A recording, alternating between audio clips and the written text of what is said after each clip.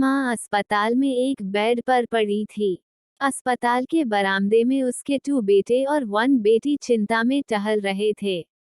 भाई बहन को अपनी माँ की सेहत की चिंता थी, लेकिन उससे भी ज्यादा चिंता इस बात की थी कि अब माँ को अपने साथ कौन रखेगा। जब तक माँ स्वस्थ थी वह इन तीनों से अलग अपने पुराने घर में रहती थी।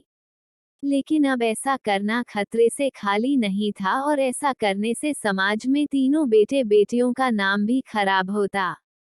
लोग कहते कि देखो कैसी औलादें हैं, बीमार माँ को अकेला रहने के लिए छोड़ दिया। 1 घंटे से बिना कोई बातचीत किए वह तीनों अपने अपने विचारों में खोए हुए थे। फिर बहन ने चुप्पी तोड़ते हुए अपने बड़े भाई की तरफ देखते हुए कहा, भैया आप बड़े हैं, इसलिए आपका कर्तव्य है कि माँ को आप रखें और उनकी देखभाल करें।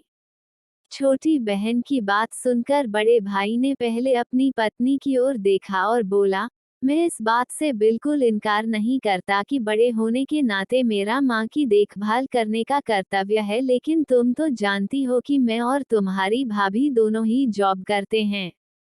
ऐसी हालत में माँ के साथ किसी ना किसी को हर वक्त उनकी देखभाल करने के लिए उनके साथ रहना पड़ेगा, जो हमारे लिए बहुत मुश्किल हो जाएगा। बहन तुम तो पूरा दिन घर ही रहती हो, तुम माँ को अपने साथ क्यों नहीं रखती? पैसों की चिंता मत करना, जो भी खर्चा आएगा मैं दे दूंगा। सुनील भैया आप तो जानते ही हैं कि मैं माँ से कितना प्यार करती हूँ। लेकिन आप यह भी जानते हैं कि मेरे ससुराल वाले कैसे हैं।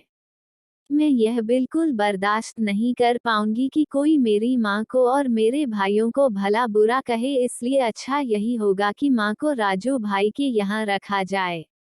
बड़े भाई सुनील ने भी छोटे भाई राजू के यहाँ माँ को रखने के लिए सहमति जताई। आप यह कैसी बातें कर रहे हो?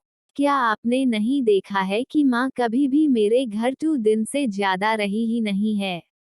उसका मेरे यहाँ मन लगता ही नहीं है। फिर कैसे वह इतने दिन मेरे घर रह पाएगी? छोटे भाई ने अपनी असहमति जताते हुए कहा। इससे पहले कि इस चर्चा का कोई नतीजा निकल पाता, एक नर्स वहां दौड़ते हुए आई और कहने लगी, क्या आप ही वार्ड नंबर 4 में भर्ती मरीज के रिश्तेदार हैं? आपको डॉक्टर साहब अंदर बुला रहे हैं। सभी घबरा गए और दौड़ते हुए डॉक्टर के पास पहुंचे। डॉक्टर ने उनसे हाथ जोड़ते हुए कहा, आई एम सॉरी, मैं आपकी माता जी को नहीं बचा पाया। कोट। डॉक्टर की इस खबर ने सबके चेहरे पर झूठी मूठी दुख की परत तो चढ़ा दी थी, लेकिन सभी के दिल के किसी कोने में इस बात की खुशी भी छुपी हुई थी कि अब उन्हें माँ को नहीं संभालना पड़ेगा और माँ की वजह से उन्हें परेशान नहीं होना पड़ेगा। दोस्तों, छोटी सी यह इमोशनल कहानी ही समाज का सत्य है। यहाँ लोग ऊपर से जो दिखाते हैं वह अंदर से नहीं होते। जो माँ बाप अपने 4 बच्चों को बिना किसी शिकायत के बड़ी आसानी से संभाल पाते हैं, आगे चलकर जरूरत पड़ने पर यही 4 बच्चे मिलकर भी उन्हें नहीं संभाल पाते या नहीं संभालना चाहते। बच्चों को यह बात नहीं भूलनी चाहिए, जैसा वह बोएंगे वैसा ही तो काटेंगे। अगर आज वह अपने माँ बाप के साथ बुरा बर्ताव करते हैं, तो उन्हें यह याद रखना चाहिए कि उनके बच्चे भी बड़े होंगे और वह भी बूढ़े होंगे।